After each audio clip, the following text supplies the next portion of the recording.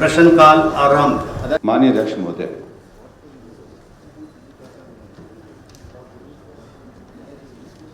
मेरे विधानसभा क्षेत्र के अंतर्गत मैंने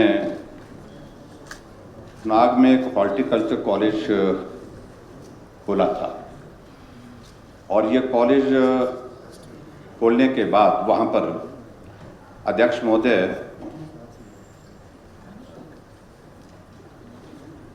16.36 हेक्टेयर जमीन जो है इस कॉलेज की, और दिल्ली से सुप्रीम कोर्ट से इसकी फॉरेस्ट क्लियरेंस था, यानी कि 205 बीघा जमीन दी है। तीसरा बैच यहां पर 350 यहां पर बच्चे, 2 बैच हॉर्टिकल्चर के और 1 बैच फॉरेस्ट्री का यहां से पास आउट निकल गया। इसके भवन के लिए मैंने 10 करोड़ रुपए का बजट का प्रावधान किया और बजट प्रावधान करने के पश्चात एक टेंडर, और टेंडर लगने के लिए लगभग 2.25 वर्ष का मतलब 1.5 वर्ष का कार्यकाल हो। अब टेंडर लगने के बाद उसका टेंडर को जो है वो खोल दिया गया, जो थोड़ा विलंब हुआ। लेकिन उसके बाद क्या हो जाता है कि यहाँ हॉर्टिकल्चर मंत्रालय की ओर से कम्युनिकेशन जाता है कि ये टेंडर अवार्ड नहीं करना, और जो बच्चे हैं वहां पर हमने अभी तक जो है वो अलग अलग भवनों में रखे हैं जहां पर उनकी पढ़ाई हो रही है, और उसके बाद वो टेंडर रोक दिया और ये कह करके सप्लीमेंट्री करो, मैं ये जानना चाहता हूं तो क्या, और ये कह करके वो टेंडर रोक दिया गया कि इस कॉलेज को बंद किया जा रहा है। और दूसरी बात ये कही, या तो बंद किया जा रहा है या इस कॉलेज को यहां से शिफ्ट किया जाए।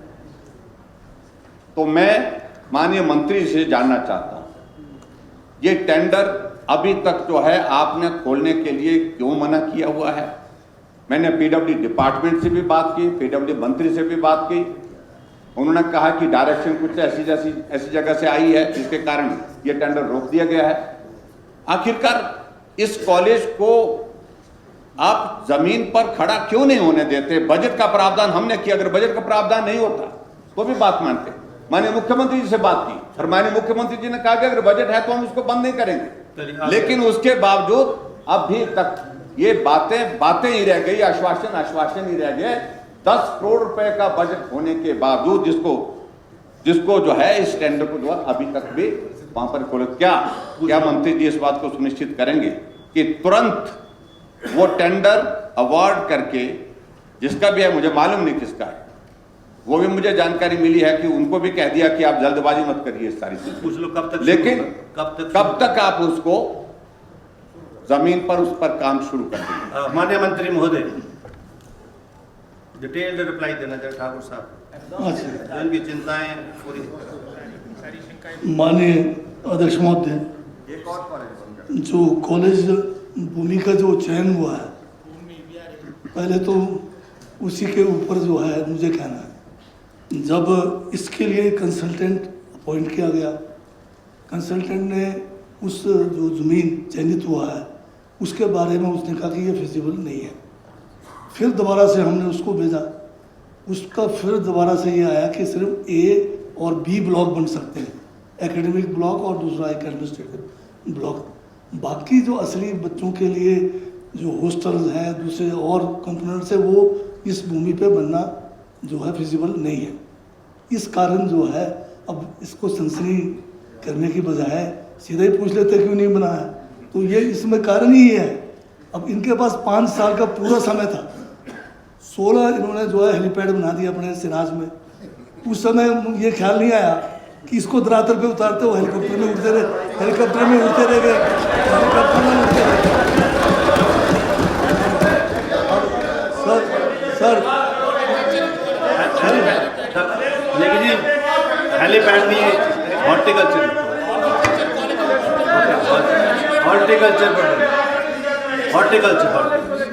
ये विश्वविद्यालय का सर मैं तो धरातल पे मैं इसलिए नहीं कह रहा, मैं धरातल पे उतारने की बात कर रहा हूँ। अच्छा अच्छा। अब 10 करोड़ से ये प्रोजेक्ट बनना को 300 करोड़, अब 10 करोड़ तो केवल जो है वहाँ पर जो है लैंड डेवलपमेंट के लिए लगना है। तो ना हम इसको क्या कहते हैं बंद करने के उसमें विचार कर रहे हैं, ना इसको शिफ्ट करने के विचार कर रहे हैं। हम इसको जो है फिजिबल कहाँ पर फिजिबल हो सकता है वो कर रहे हैं। अभी मैं देख रहा था सिराज में 5 सालों में कोई करीब करीब जो है ये मेरे पास है जो है सूचना है जो, तो इतने सारे मतलब रेस्ट हाउसेस बन गए हैं जिसमें मतलब क्या कहते हैं 28-27 कमरे हैं। तो मैं सोच रहा हूँ क्यों ना उन रेस्ट हाउसों में इस कॉलेज के बच्चों को जो ले जाऊँगा मैं उधर ले जाऊँ। अब आप देख लीजिए, अब सर जंजाली में 1 है जी, लंबदार में 2 है ना, ये पता नहीं शिकारी देवी में 3 है ना, बड़ा ये मतलब ऐसे मिला के कोई 10-11 रेस्ट हाउस में। तो मैं इन रेस्ट हाउसों का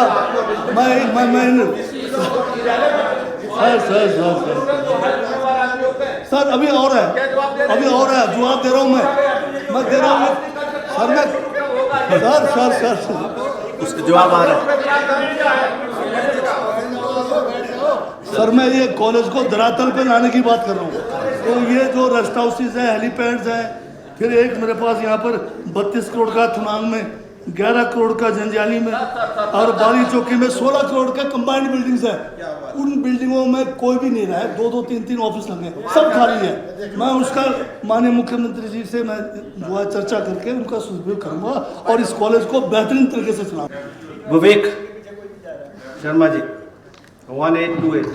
अध्यक्ष महोदय, मेरा प्रश्न था कि कुटलैहड़ में जो है वो नई औद्योगिक इकाइयाँ जो है वो लगाने के बारे में सरकार विचार कर रही है और उत्तर जो अभी आया है, मेरा मानना है कि कुटलैहड़ के क्षेत्र जो है वो अभी तक हमारे क्षेत्र में जो है वो जो उद्योग लगे हैं उनमें से जो उद्योग चल रहे हैं उसमें तकरीबन 4-5 उद्योग ही हैं जहाँ पर जो है लोगों को रोजगार मिला है। और क्षेत्र में जो हमारे युवा साथी हैं अभी भी वो रोजगार की तलाश में जो है वो चाहते हैं कि कृषि क्षेत्र में कोई उद्योग लगे। और मैंने हाल ही में चुनाव के बाद जो है वो तकरीबन 300 कनाल जगह जो है वो विभाग को दिखाई है। और ऊना में ड्रग पार्क का भी अभी विचार जो जिस तरह सरकार ने लाया है, मैं ये चाहता हूँ कि कुटलैहड़ के क्षेत्र को उसमें भागीदारी मिले, क्योंकि हमारे यहाँ पर जो है वो रेलवे की सुविधा भी हमारे क्षेत्र से जो रेलवे है वो हमारे क्षेत्र से होकर जाती है, ताकि औद्योगिक क्षेत्र को वहाँ पे और विकसित किया जाए। इसके साथ साथ जो है वो युवाओं को रोजगार भी मिले और औद्योगिक क्षेत्र के लिए और कोई बड़ी जो है वो इकाई जो है वहाँ पे लगाई जाए ताकि जो उसका फायदा हो। चलिए माननीय मंत्री जी कोई नई। अध्यक्ष महोदय, जैसे माननीय विधायक जी ने कहा है, इनके चुनाव क्षेत्र में बसाल में जो है एक इंडस्ट्रियल एरिया है जहाँ पे यूनिट्स हैं, टोटल प्लॉट्स 44 हैं और 67 करोड़ रुपए इन्वेस्टमेंट है जिसमें 227 लोगों को एम्प्लॉयमेंट दी गई है। जैसा आपने जिक्र किया, आपके क्षेत्र में हम चाहेंगे कि नई औद्योगिक इकाइयाँ आए, उसके लिए भी प्रस्ताव जो है वो जोगी पंगा में जो है एक नए इंडस्ट्रियल एरिया का जो है वो प्रपोजल जो है डिस्ट्रिक्ट से आया हुआ है, जिसमें लगभग कोई 300 कनाल लैंड जो है वो विकसित की जाएगी। वो under the consideration of the government है। हम उसको एक्वायर करके वहाँ पे जो है वो इंडस्ट्रियल प्लॉट्स बनाएंगे, क्योंकि इंडस्ट्री को लाना जो है वो हमारे हाथ में नहीं है। जो इंडस्ट्री लगाने आता है, इन्वेस्टमेंट करता है, वो साइट को अपना भी चूज़ करता है।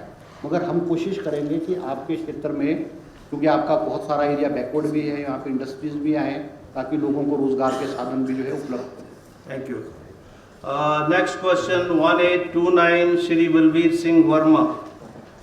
माननीय अध्यक्ष महोदय, मेरे चुनाव क्षेत्र में तुपाल में अल्ट्रासाउंड की मशीन पिछली गवर्नमेंट में पहुंच गई थी, पर इस गवर्नमेंट में अभी तक 1.5-2 साल में वहां पर रेडियोलॉजिस्ट नहीं लगाया है। मेरी अध्यक्ष महोदय, मेरे चुनाव क्षेत्र जो कुपी है पूरा बैकवर्ड ब्लॉक है। एक अल्ट्रासाउंड कराने के लिए एक महिला को 300 किलोमीटर शिमला आना, 300 किलोमीटर वापस जाना पड़ता है और बहुत ही इंटीरियर क्षेत्र है। और इसके लिए कई बार आश्वासन मिले, कई बार सब गवर्नमेंट में आश्वासन मिले कि अल्ट्रासाउंड मशीन वहां डॉक्टर लगाया जाएगा। मेरी माननीय मंत्री महोदय से ये विनती है, कब तक लगाएंगे? कब तक आप इसको लगाएंगे, इस माननीय सदन में आप एश्योरेंस दें प्लीज। चलिए माननीय स्वास्थ्य एवं परिवार कल्याण मंत्री महोदय कब तक लगाएंगे एश्योरेंस? अध्यक्ष महोदय, you can not seek direct assurances. जो माननीय सदस्य ने प्रश्न पूछा है, हमारे पास नेरवा में एक उपलब्ध है मशीन, और वो काफ़ी समय से क्योंकि इस्तेमाल में नहीं आई, काम नहीं किया जा रहा उस पर। दूसरी सबसे बड़ी बात, इस वक्त रेडियोलॉजिस्ट की कमी होने के कारण मैं अध्यक्ष महोदय माननीय सदन को बताना चाहता हूँ, हम लोगों ने 32 रेडियोलॉजिस्ट तैयार किए हैं डॉक्टर में से, जो 6 महीने के कोर्स के बाद अब तैयार हैं। आपको रेडियोलॉजिस्ट बहुत जल्दी मिल जाएगा, और जो आपकी मशीन खराब है वो भी ठीक हो जाएगी।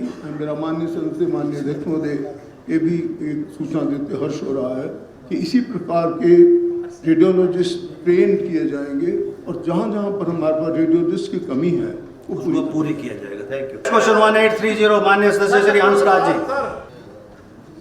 माननीय अध्यक्ष महोदय, मैं आपके माध्यम से माननीय मंत्री जी से ये जानना चाहता हूँ और इनसे ये कहना भी चाहता हूँ, हिमाचल प्रदेश चाहे कृषि के लिहाज से हो, बागवानी के लिहाज से हो, बड़ा इम्पोर्टेंट प्रदेश है। कृषि में जिस जिला से मैं ताल्लुक़ रखता हूँ, वहाँ से आप भी आते हैं माननीय अध्यक्ष महोदय। पिछले 2 सालों में मैं सीधे सीधे यही कहूँगा, हमारा चाहे मक्की का बीज हो, चाहे बीन हो, चाहे मटर हो, जो कैश क्रॉप्स के रूप में लोगों के जीवनोपार्जन के लिए इम्पॉर्टेंट जो हैं वो फसलें हैं। लेकिन दुर्भाग्य की बात ये हुई है सर, ये क्वेश्चन भी इसीलिए लगाया मैंने, कि लोग जब मक्की, हमारे वहाँ जितना भी क्षेत्र है, चाहे हमारा बरमौर का इलाका हो, हमारा भटियात का इलाका हो, सिलूनी का हो, चुरहा का हो, चुरहा तो हमारा इतना रिमोट एरिया है जहाँ मक्की मुख्य फसल है, और उसके साथ साथ मटर जो है वो उसका उत्पादन भी चुरहा विधानसभा क्षेत्र में बहुतायता में हो रहा है।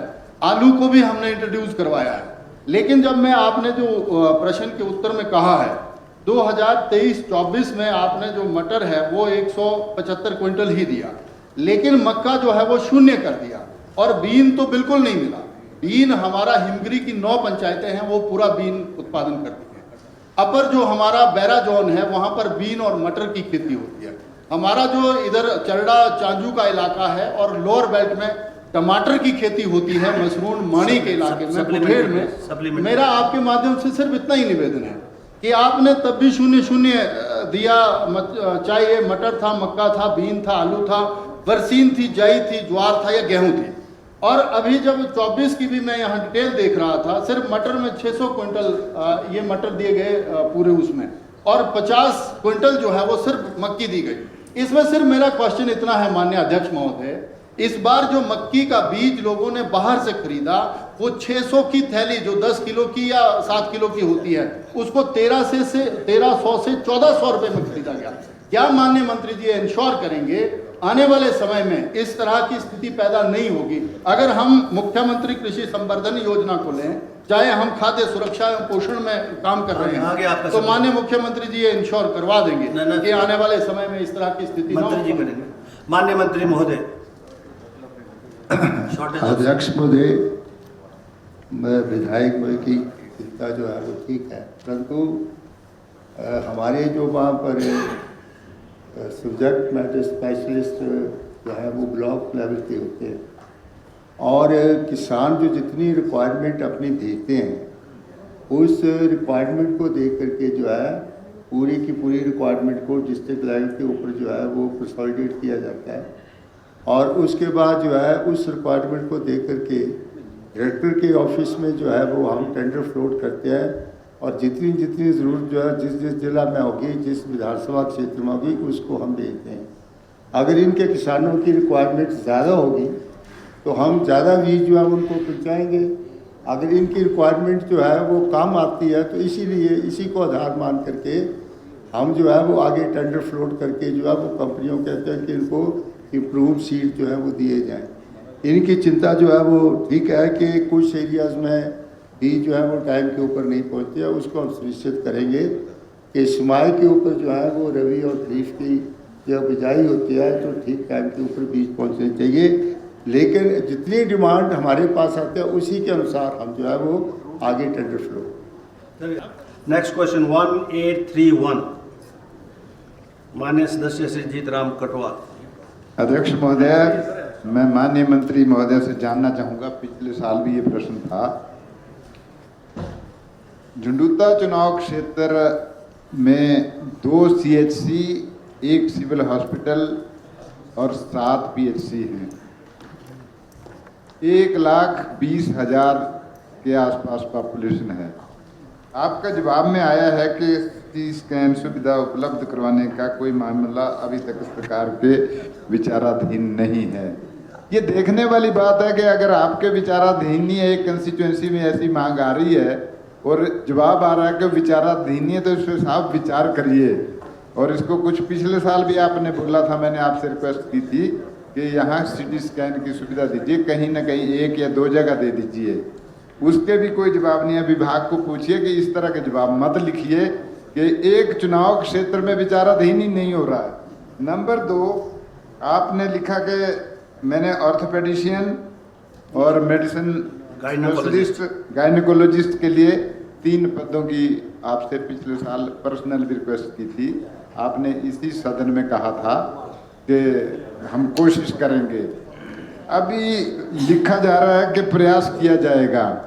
तो इस ऐसा थोड़ा देखें कि ये जो डेमोग्राफिकल की प्रोफाइल्स हैं, हर एक क्षेत्र में कुछ ना कुछ होने की अपेक्षा होती है। और अगर सारे आदमी रेफरल यूनिट ही बननी है कि यो CFA की तरह कैरिंग फॉरवर्डिंग एजेंट की तरह के लिख दिया बिलासपुर जाओ, लिख दिया एम्स जाओ, लिख दिया चंडीगढ़ या शिमला जाओ, वो एक अच्छी परंपरा नहीं है। स्वास्थ्य विभाग का कोई दायित्व बनता है। मैं मंत्री महोदय से आश्वासन चाहूंगा कि इन 2 पॉइंट पे एक 2 टूक को स्पष्ट जैसा जवाब मुझे दें और मैं धन्यवाद करूं आपका। मैं आपको सुजेस्ट कर रहा हूँ कि प्रयास कब सफल होंगे, ऐसा पूछो ना है जी, कि सरकार के प्रयास कब सफल होंगे। माननीय health and family welfare minister महोदय, is short and brief crispy. माननीय health and family welfare minister. अध्यक्ष महोदय, आप प्रयास कर रहे हैं, माननीय सदस्य की चिंता से मैं अवगत वाजिब है। सच्ची बात तो ये है कि सचमुच में स्वास्थ्य की सुविधाओं की ओर हमारी निवर्तमान सरकार का इतना ध्यान नहीं गया। और मेरा मानना है कि जो आपकी समस्या है, हमने इसका भी समाधान ढूंढ लिया है और शीघ्र ही आप देखेंगे। Speaker sir, I would like to inform the August House, a tender to provide CT scan facility on outsourced basis for 33 institutions in the first phase has already been floated, and due course same will apply to other institutions also. As for Barthi and Samudayi Kendra that you have mentioned, honorable member in Janduta, they will also be covered. And I also would like to say that in the vibrant leadership of our honorable chief minister, जो आदर्श स्वास्थ्य संस्थान की एक हमने sort of जो भूमिका या जो आगे का प्रारूप देखा है हेल्थ सेक्टर का, आप देखेंगे there will be a transformation in the health sector very soon. You have to just show some patience and soon the point raised by honorable member Katwal ji, you will find that आपके पास ये सारी सुविधाएं शीघ्र ही उपलब्ध हो जाएंगी। Shortly, very good. The next question A1832 माननीय सदस्य श्री केवल सिंह पठानिया। माननीय अध्यक्ष महोदय, मैंने जो प्रश्न पूछा था कि कितने पावर प्रोजेक्ट से कितनी बिजली पैदा होती है, कुल मिला के जो जवाब आया है 4,483 मेगावाट हिमाचल प्रदेश में जो NTPC, NHPC, कोल डैम, बैरासूल। एक तो बार बार सदन में भी कहा जाता है, सरकारें आती हैं कि हम 70 की बात करते हैं। 4,188 जो है नौकरियां दी गई, उसमें 817 नौकरियां सब प्रोजेक्टों में जो है हिमाचलियों को देगी, जो कि जवाब आया है। दूसरा, मैंने पूछा था कि कितनी बिजली पैदा होती है, हिमाचल प्रदेश को कितना रेवेन्यू आता है, रेवेन्यू का तो उन्होंने गोलमोल ही कर दिया है। तीसरा, मैं पूछना चाहता हूँ कि ये पीछे धौलासिद्ध और लूरी, सुन्नी और जो डूगर प्रोजेक्ट है, इसके ये तो चलो पुराने प्रोजेक्ट हैं, लंबे से एनजेपीसी, एनटीपीसी। पहले इसका पूछ लो ना कि इसमें कितनी रॉयल्टी आती है। रॉयल्टी, इस पे कितनी रॉयल्टी, इसके साथ साथ मैं ऐड करना चाहता हूँ। वो अगला क्वेश्चन कर लेना। जमाल जी बीच में मत बोलिए। I will allow you the next question. आप इसका इसमें सर मैं इग्नोर करना चाहता हूँ, धौलासिद्ध, लूरी, सुन्नी और डूगर, इसमें जो ये एमओयू साइन हुए हैं, किन टर्म एंड कंडीशन पे हुए, कितनी रॉयल्टी मिलेगी, इस पे मैं जो है माननीय अध्यक्ष महोदय आपके द्वारा उसका मैं उत्तर था। माननीय मुख्यमंत्री, दो पार्ट हैं, एक तो पहले 12% कितना मिल रहा है हमको रेवेन्यू। माननीय अध्यक्ष महोदय, माननीय सदस्य ने दो बातें पूछी हैं, तो उन दोनों बातों में हमारा रेवेन्यू कितना आता है, वैसे फ्री पावर का दिया रेवेन्यू मैं अभी बताता हूँ। दूसरा, इन्होंने पूछा है कि लूरी, सुन्नी, धौलासिद्ध और डूगर पावर प्रोजेक्ट। मैं बार बार कहता हूँ और बार बार अभी माननीय विपक्ष के नेता तो है नहीं, जिस तरह अटल मेडिकल यूनिवर्सिटी के बारे में कोई फैसला नहीं कर पाए और 1000 करोड़ रुपये अब हमको देने की स्थिति में आना पड़ा। अब ये जो पावर प्रोजेक्ट्स है, ये इनके समय के पावर प्रोजेक्ट है। और देखिए विडंबना, किस प्रकार प्रदेश के इंटरेस्ट को बेचा गया। और मैं एक एक चीज़ आपके सामने इसलिए रखना चाहता हूँ कि आप भी सुनिए और ध्यान से देखिए। हमारा जो लोरी प्रोजेक्ट है, प्रधानमंत्री मोदी जी ने इसका शिलान्यास किया। देश के प्रधानमंत्री, हम उनका सम्मान करते हैं। और जो एमओयू हुआ, इंप्लीमेंट एग्रीमेंट भी नहीं हुआ, एमओयू हुआ। और एमओयू में कैसे प्रदेश का इंटरेस्ट बेचा गया। 12% फ्री पावर यूनिवर्सल है जो मिलती है। उसके बाद 2006 में मैडम स्टोक्स बिजली मंत्री थी, उन्होंने इसमें चेंजिंग लाई और हमने 12, 18, 30 और अपफ्रंट प्रीमियम की योजना लेकर हम लाए। लेकिन इन 4 प्रोजेक्टों में जो इनकी पिछली सरकार ने, जयराम ठाकुर जी जो यहाँ है नहीं अभी, क्योंकि उनको बहुत जल्दी गुस्सा आ जाना था, मैं आपको बताना चाह रहा हूँ। जो लूरी प्रोजेक्ट है उसमें हमको 10 साल बाद 4% बिजली मिलेगी। कितने साल बाद? 10 साल बाद। और 11 से 25 साल बाद हम पहुंचेंगे, जब 11वें साल में और जब वो फ्री हो जाएगा प्रोजेक्ट तो 8% मिलेगी। और जो 26 से 40 साल के बीच में 12% मिलेगी। और यही नहीं, सुन्नी जो हमारा पावर धौलासिद्ध है, धौलासिद्ध पावर प्रोजेक्ट्स में हमें 66 मेगावाट मेरे विधानसभा क्षेत्र में है।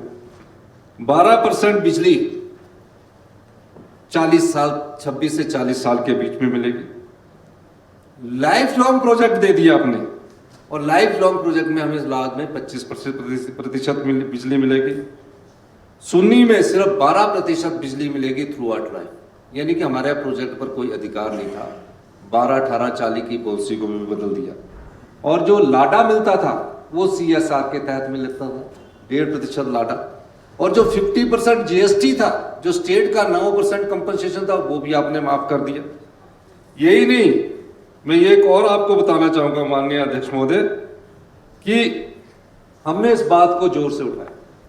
हमने कहा आपका, और डूगर प्रोजेक्ट में भी जो NTPC के पास है, ये SJ मिनल के साथ समझौता हुआ है, जो NTPC के पास है, मतलब हमारी संपदा, पानी हमारी वेल्थ, जिससे हम अपने प्रदेश को आत्मनिर्भर बना सकते हैं, उस संपदा को हमने बेच दिया। और उसमें मैं आपको कहना चाहता हूं, कोई इंप्लीमेंट एग्रीमेंट किसी में नहीं हुआ। हमारी सरकार आई, मजबूती से दिल्ली में पक्ष रखा, और अभी मनोहर लाल खट्टर जी जैसे ही बने, मैं उनके पास गया, मैंने कहा कि हम लूरी को भी टेक ओवर कर लेंगे, सुन्नी को भी टेक ओवर कर लेंगे, और धौलासिद्ध को भी टेक ओवर कर देंगे। हमारी सरकार प्रदेश के लोगों के हित को बिछड़े नहीं देगी, जो पिछली बीजेपी की सरकार ने। माननीय अध्यक्ष महोदय, बातचीत जारी है। हमने टेक ओवर की प्रोसीडिंग स्टार्ट की, ये कोर्ट में चले गए। हम माननीय प्रधानमंत्री का सम्मान करके अभी चुप है। अभी हमारी कैबिनेट ने फैसला किया कि पहले 12 साल में हम 12% लेंगे, 12 से 30 साल में 18% लेंगे, 30 से 40 साल में 30% लेंगे और 40 साल बाद ये सारे प्रोजेक्ट हम अपने पास वापस लेंगे। आपने तो जिंदगी भर के लिए 12% फ्री पावर भी नहीं ली। बहुत अच्छा सवाल माननीय सदस्य ने पूछा। और अभी हमारा जब माननीय मंत्री जी से बातचीत चली, अब एक समझौते पर उनकी सहमति बनती आ रही है कि हम 12% आपको देने को तैयार हैं। ये सरकार की कमिटमेंट होती है। हर जगह हिमाचल के इंटरेस्ट को बेचा गया। पिछली सरकार ने, जयराम ठाकुर जी ने, क्योंकि उन्होंने वॉकआउट करना था, मैं चाहता हूं कि वो आए अंदर, शराब के ठेकों को उन्होंने किया, अब ये अटल यूनिवर्सिटी का अब ये है। और एक और मैं कहना चाहता हूं, आगे आइए और आपको ये कहना चाहता हूं, अगर हमारी शर्तों के हिसाब से ये समझौता नहीं हुआ, 12, 18, 30 पर समझौता नहीं हुआ, हमारी सरकार इन तीनों प्रोजेक्ट को, जिसमें SJVN ने टेक ओवर काम शुरू कर दिया, कई जगह कह रहे हैं 60% हो गया, हम टेक ओवर करेंगे। डुग्गर के प्रोजेक्ट को, जो NTPC के साथ हमारा समझौता, मैं इस मंच के माध्यम से कहना चाहता हूं, अगर वो 12, 18, 30 और 40 साल बाद प्रोजेक्ट देने को तैयार होंगे, हम उनके साथ आगे बढ़ेंगे, वरना उसको भी हम टेक ओवर करेंगे। हाईएस्ट लेवल पर इस पर बातचीत हुई है, CRC से भी बातचीत हुई है और मुझे खुशी है, हम पहली लड़ाई 12% की जीत चुके हैं और जो GST 9% आपने देने का वादा किया था, उसको भी हम देने से हमने इनकार कर दिया। और लाडा जो 1.5% बनता है, जो CSR के तहत तो उनको काम करना ही है, प्रॉफिट में आती है सारी कंपनियां, 10 साल बाद 1,000 करोड़ रुपए का प्रॉफिट कमाती है। और राज्य के लोगों को क्या मिलता है? क्लाउड बस मिलते हैं, डैम से वेपोरेशन हो रही है और क्लाउड बस के रूप में हमारी संपदा और हमारे लोगों की मृत्यु हो रही है। ये चीजों को हमने ध्यान में रखते हुए मैं आपको मंच के माध्यम से आश्वासन देना चाहता हूं, माननीय सदन को, हमारी सरकार इस लड़ाई को पूरी तरह लड़ेगी। रेवेन्यू भी बता, और जो रेवेन्यू आया है NHPC, NTPC, SJVN, ये रिप्लाई ही कैन गिव। मैं रेवेन्यू टाइम उसमें नहीं होता रिप्लाई। इंटरेस्ट की बात हो रही है। 2023-24 में 217 करोड़ का रेवेन्यू आया। बड़ी लंबी चार्ट है, मैं माननीय सदस्य को और आपको भी भिजवा दूंगा। यहाँ रख दो सर। थैंक यू भाई साहब, thank you. Thank you. Question काल समाप्त।